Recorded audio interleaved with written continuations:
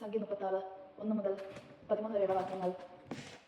വിവാഹിതരുടെ അവകാശം. ജോസഫിന്റെ ഗോത്രത്തിൽ മനസ്സയുടെ മകനായ മക്കീറിന്റെ മകൻ ഗിലായദിന്റെ കുടുംബത്തലവന്മാർ മോശയുടെയും ഇസ്രായേലിന്റെയും ഗോത്രപ്രമാണികളുമായ ശ്രേഷ്ഠന്മാരുടെ മുമ്പാകെ വന്നു പറഞ്ഞു, ഇസ്രായേൽ ജനത്തിന് ദേശം കൂടിയിട്ട് അവകാശമായി കൊടുക്കാൻ കർത്താവ് അങ്ങോട്ട് കൽപ്പിച്ചല്ലോ.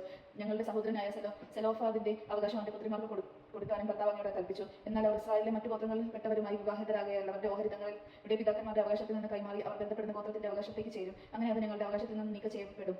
ഇസ്രായേൽ ജനത്തിന്റെ ജൂബിലി വരുമ്പോൾ അവരുടെ ഓഹരി അവർ ബന്ധപ്പെടുന്ന ഗോത്രത്തിൽ അവകാശത്തോട് ചേരുകയും ഞങ്ങളുടെ പൃഥുഗോത്രത്തിന്റെ അവകാശത്തിൽ നിന്ന് വിട്ടുപോവുകയും ചെയ്യും. കർത്താവിന്റെ വചനപ്രകാരം മോശെ ഇസ്രായേൽ ജനത്തോട് പറഞ്ഞു, ജോസഫിന്റെ പുത്രന്മാരുടെ ഗോത്രം പറഞ്ഞത് ശരി തന്നെ. കർത്താവ് സെലോഫാദിന്റെ പുത്രിമാരെ കുറിച്ച് കൽപ്പിച്ചിരിക്കുന്നത് ഇതാണ്: നിങ്ങൾക്ക് ഇഷ്ടമുള്ളവരുമായി അവർക്ക് വിവാഹ ബന്ധമാകാം, എന്നാൽ അത് തങ്ങളുടെ പിതൃഗോത്രത്തിലെ കുടുംബങ്ങളിൽ നിന്ന് മാത്രമായിരിക്കണം. ഇസ്രായേൽ ജനത്തിന്റെ അവകാശം ഒരു ഗോത്രത്തിൽ നിന്ന് മറ്റൊന്നിലേക്ക് മാറ്റരുത്. ഇസ്രായേലിൽ ഓരോരുത്തരെയും താന്താങ്ങളുടെ പിതൃഗോത്രത്തിന്റെ അവകാശത്തോട് ബന്ധപ്പെട്ടിരിക്കണം. ഇസ്രായേൽ ജനത്തിന്റെ ഓരോരുത്തരെയും താന്താങ്ങളുടെ പിതാക്കന്മാരുടെ അവകാശം നിലനിർത്തേണ്ടതിന് ഇസ്രായേൽ ജനത്തിന്റെ ഏതെങ്കിലും ഗോത്രത്തിൽ അവകാശമുള്ള സ്ത്രീ സ്വന്തം പിതൃഗോത്രത്തിലെ കുടുംബത്തിൽ തങ്ങളുടെ ഭാര്യയായിരിക്കണം. അങ്ങനെ ചെയ്താൽ അവകാശം ഒരു ഗോത്രത്തിൽ നിന്ന് മറ്റൊന്നിലേക്ക് മാറുകയില്ല. ഇസ്രായേൽ ജനത്തിന്റെ ഗോത്രങ്ങളിൽ ഓരോന്നിനെയും സ്വന്തം അവകാശത്തോട് ബന്ധിപ്പിക്കണം.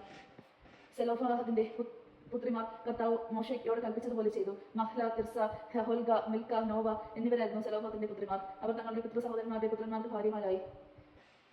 ജോസഫിന്റെ മകനുമായ മാനസയുടെ പുത്രന്മാർ കുടുംബാംഗങ്ങളിൽ തന്നെ അവർ വിവാഹമാകുകയും അവരുടെ ഓഹരി കുടുംബത്തിന്റെ ഗോത്രത്തിൽ തന്നെ നിലനിൽക്കുകയും ചെയ്തു. ഇവയാണ് ജെറീക്കോയുടെ എതിർവശത്ത് ജോർദാന് സമീപം മെബാവ് സമതലത്തിൽ വെച്ച് കർത്താവ് മോശ വഴി ഇസ്രായേൽ ജനത്തിന് നൽകിയ നിയമങ്ങളും ചട്ടങ്ങളും. ദൈവജനങ്ങൾ നാം കേട്ടത് നമുക്ക് ദൈവത്തെ സ്തുതിക്കാൻ. ക്രിസ്തു സ്തുതി.